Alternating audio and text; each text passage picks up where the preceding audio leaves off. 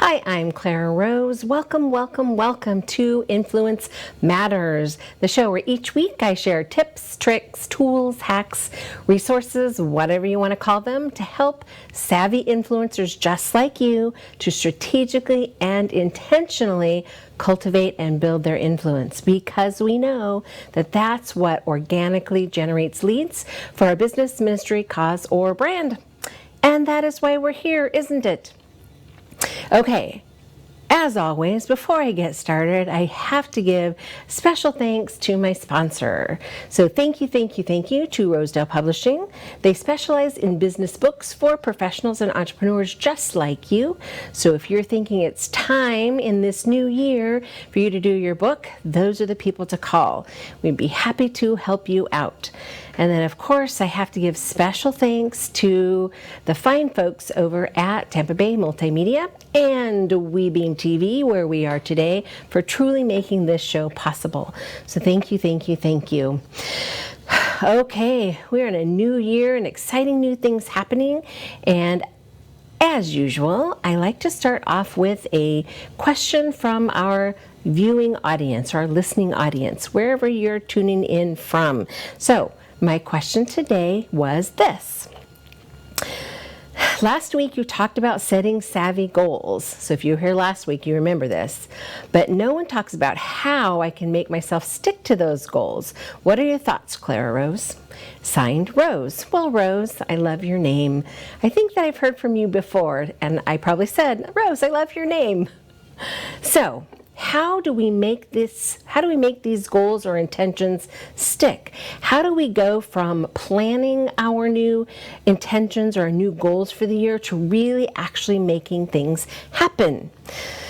And we have talked a little bit about this in the past, but I think that people get hung up on getting that goal setting process just right.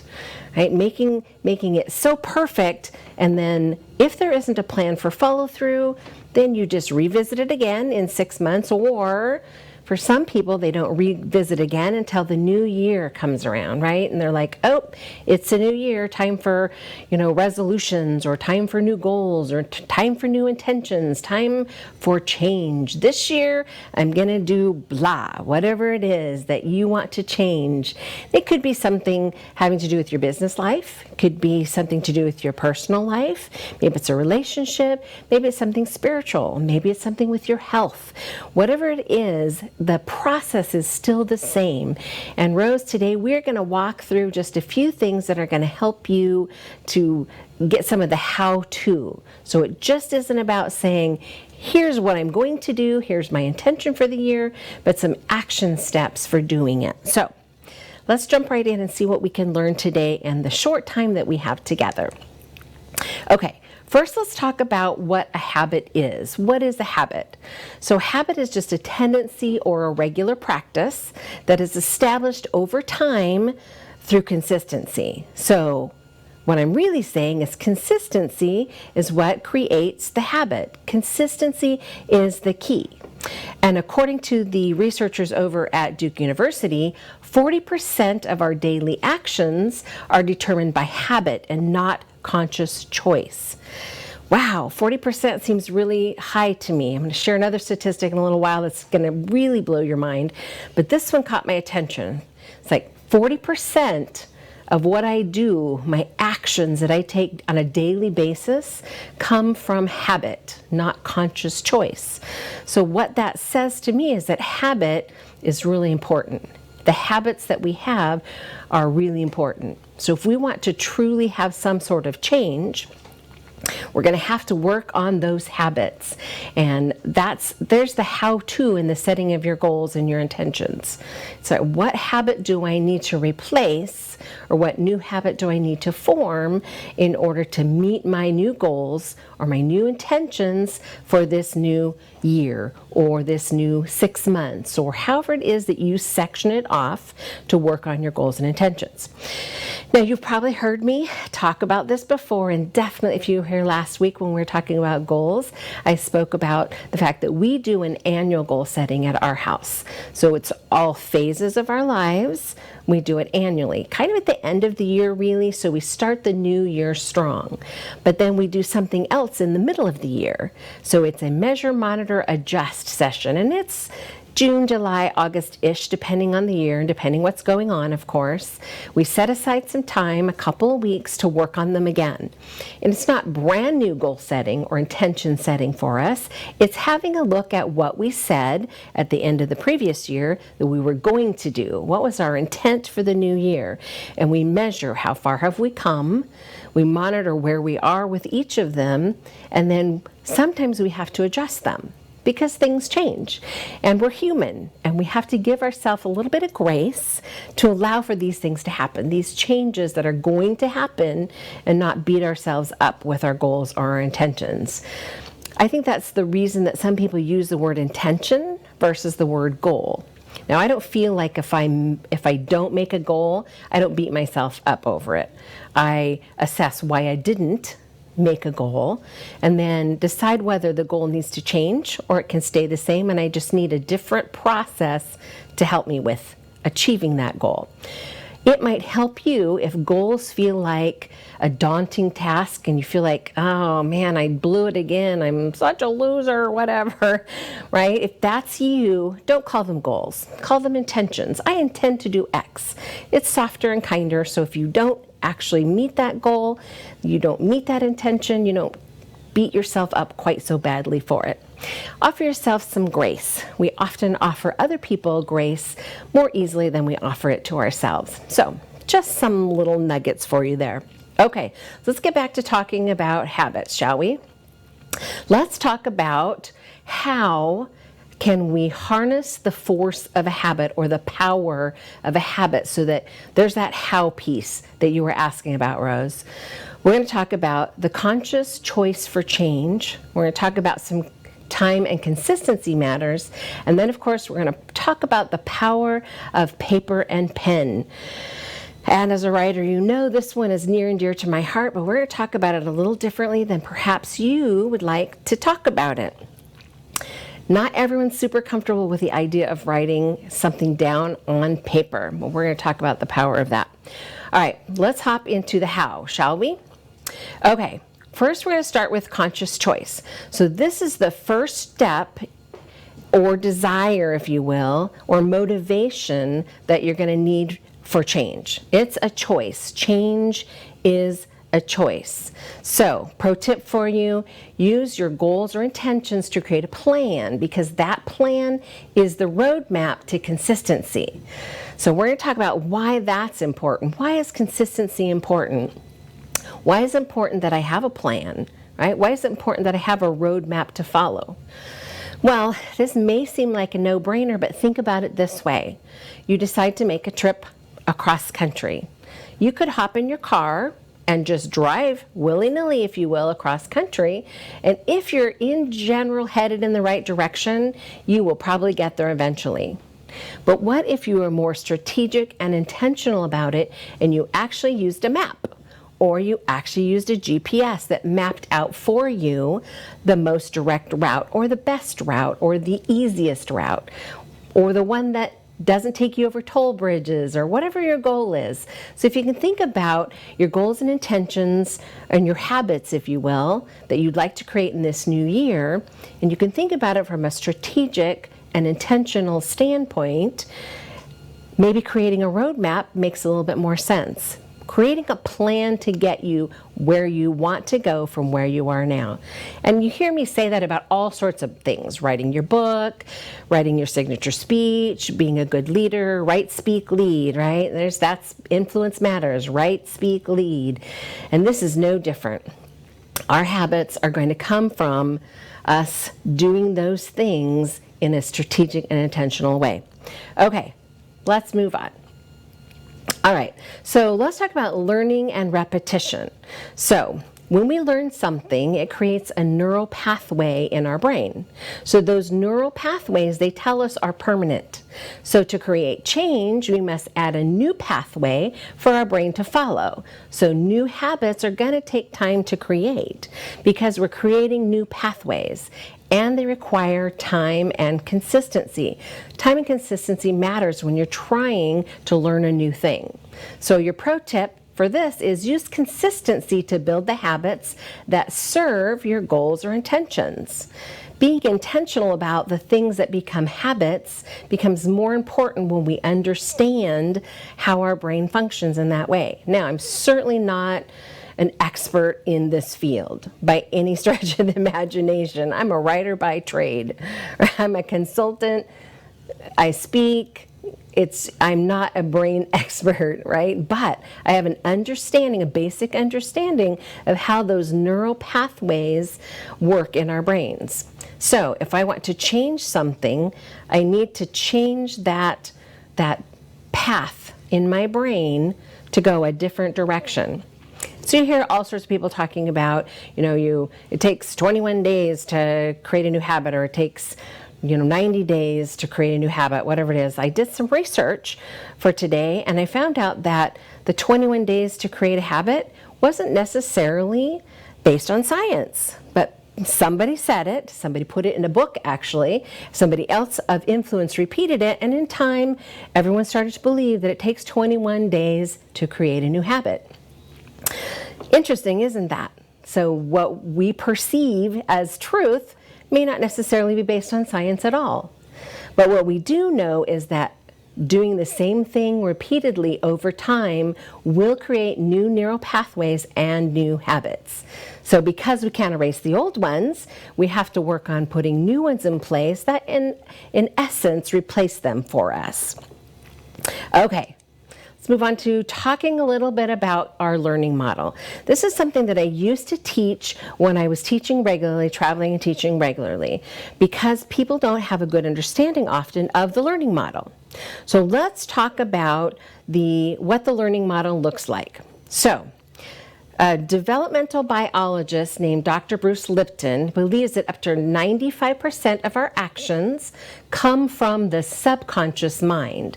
So not what we're thinking actively, but from a subconscious level. So if that is even close to being true, how important is it for us to learn the learning model, how we learn? So let's go over the 4 steps or 4 stages that happen when we learn something new. You're going to recognize it. So the first one is unconscious incompetence. So really that's just to say we have no idea what we don't know. We're totally oblivious or unconscious to the absolute incompetence in any new thing that we're trying to learn.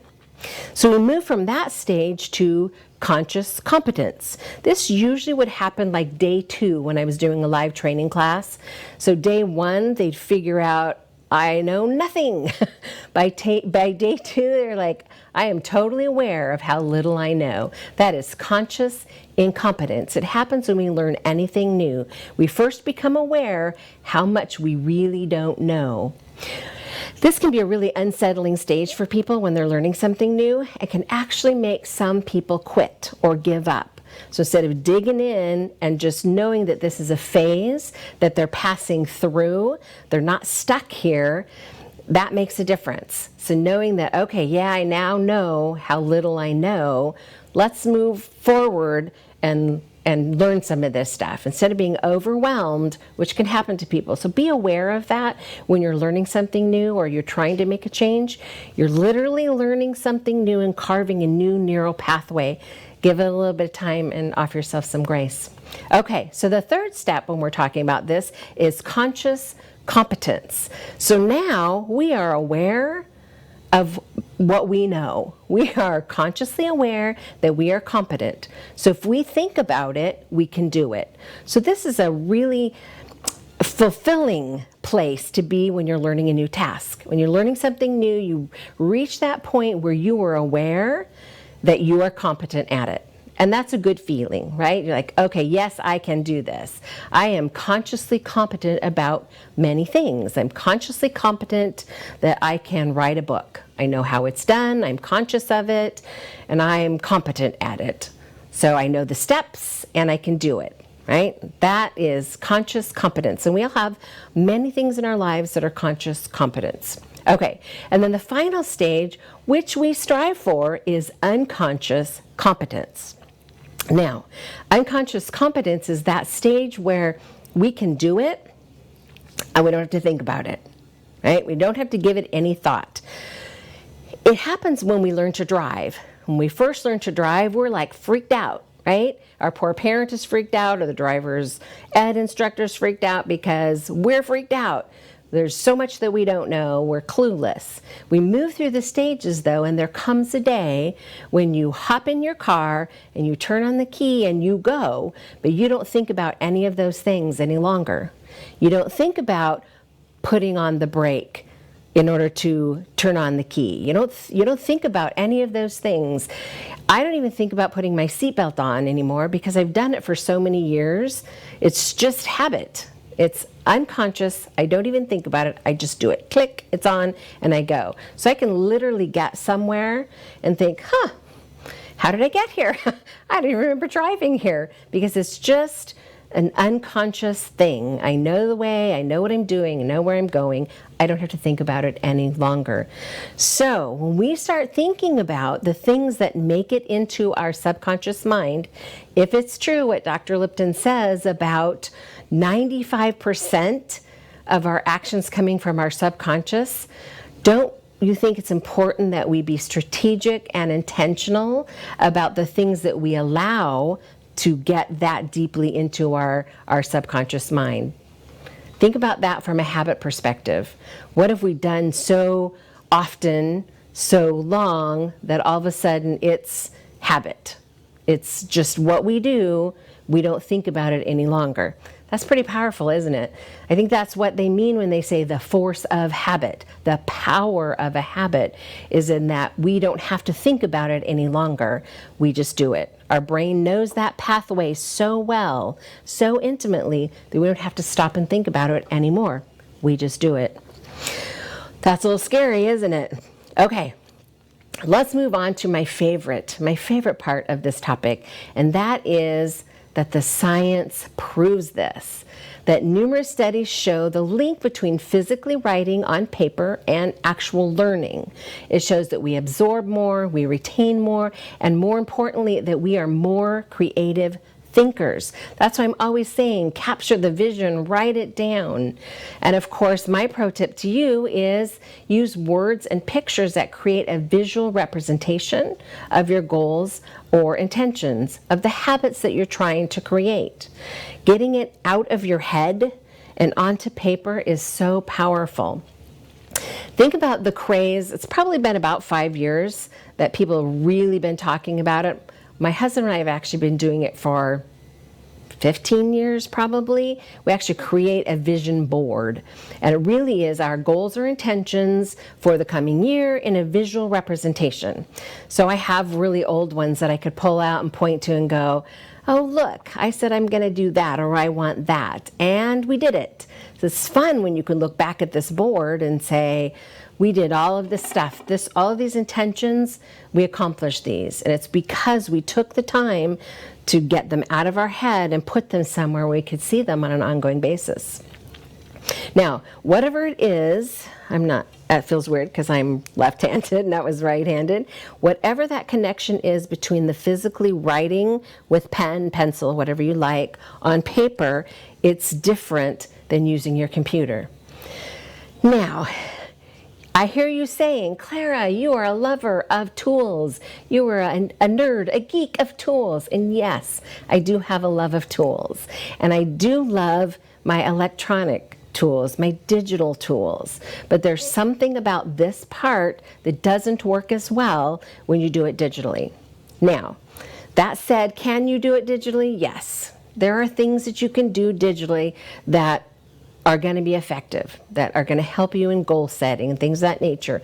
But I'm just saying that the science points to the fact that physically writing it makes a difference.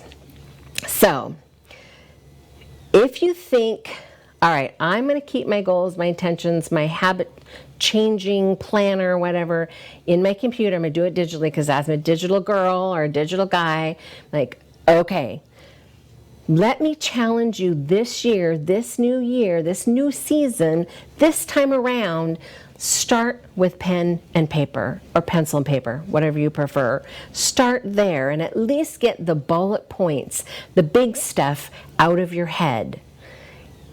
Maybe take it a step farther and get yourself a piece of poster board and stick it up on the wall.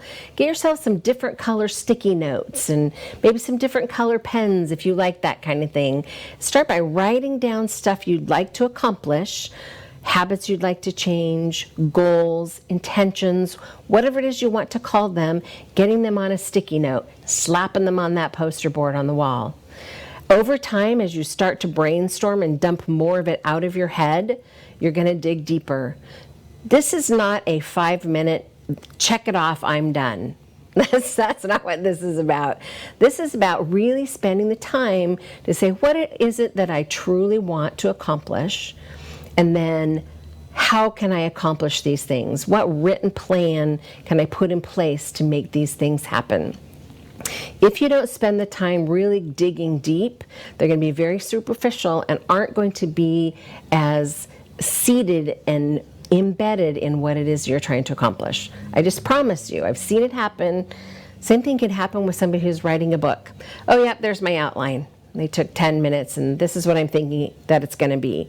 Dig deeper. I promise you in the long haul, the long run, it's going to be so much better.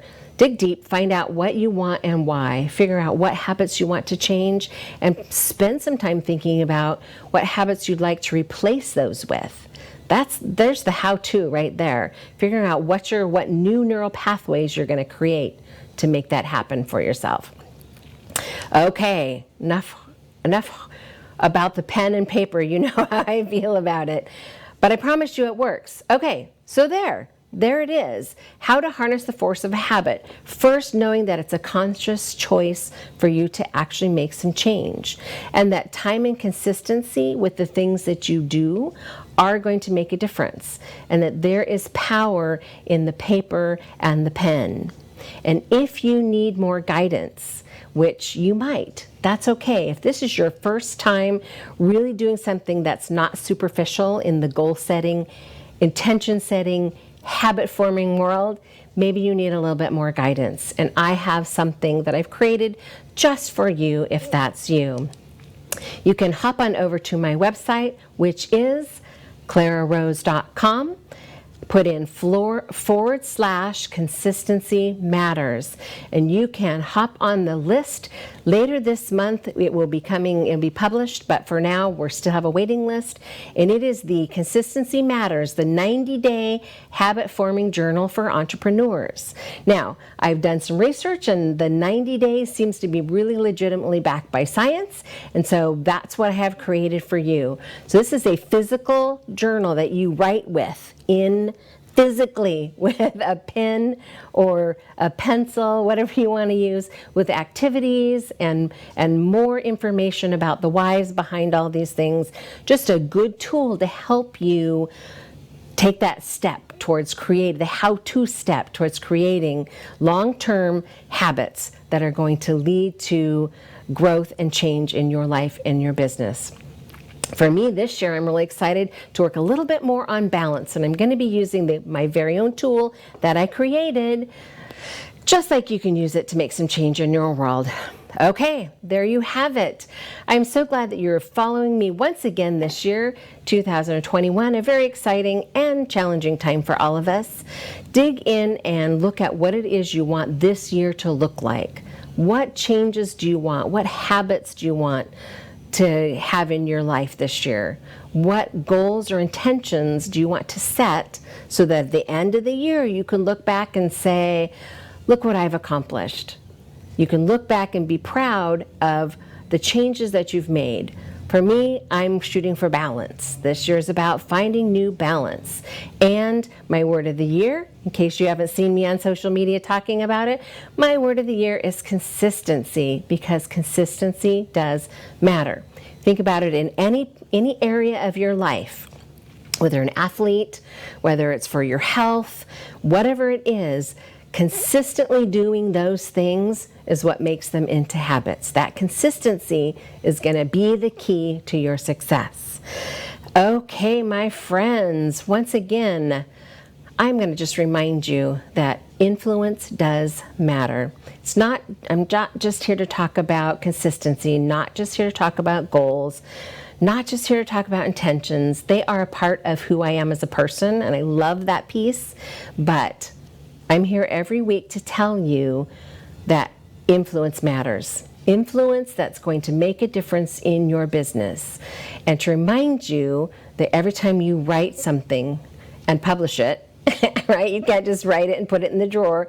Every time you write something, you build influence. You cultivate influence. Every time you speak publicly, you build influence for yourself. And every time you step in and act in a role of leadership in your community, online or offline, you are building influence. And we know that influence is what organically generates leads for a business, ministry, cause, or brand. And that's why we're here each week to learn all about that. So, welcome to 2021. Thank you for being with me, my friends. Join me next week as I'm going to talk a little bit more about the new Consistency Matter journal that's coming out and give you some new tips, tricks, tools, resources, hacks to help you strategically and intentionally cultivate and build that influence. Don't forget to send me your questions at hello@clararose.com. I'd love to answer them live for you and give you credit and a shout out. So we'll see you next week, same time, same place. Thanks so much.